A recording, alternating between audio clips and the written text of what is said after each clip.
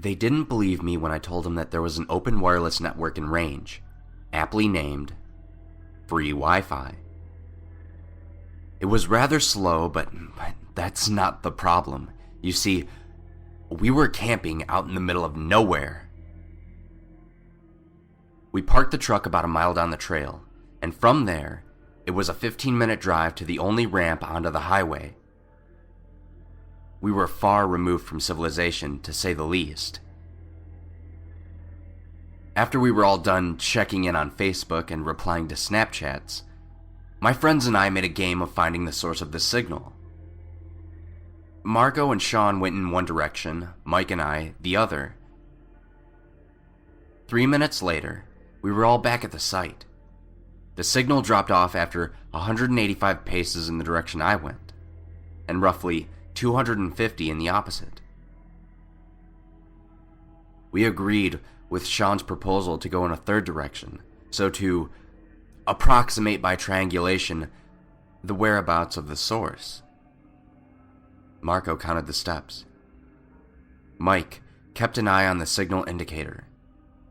Sean and I looked out for anything that remotely resembled a router.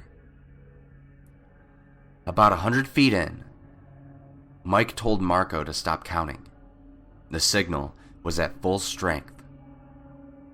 I looked around for flashing LEDs or running cables or anything that lit up. Marco suggested that it could be a pocket Wi-Fi hotspot that another camper had left behind, though that was unlikely since there was no 3G coverage out there. But we found nothing. We gave up the search and made our way back towards the campsite.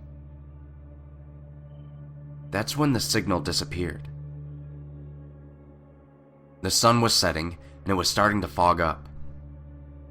A little spooked, we agreed we would pack up our stuff and hike back to the truck. When we got back, we realized that we had been robbed.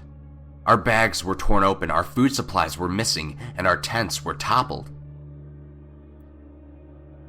Though what immediately seemed odd to me was that the thieves didn't take any of our valuables, our cameras, our laptops. Upon closer inspection, all they took were the foods and beverages. And in my opinion, that was the scary part.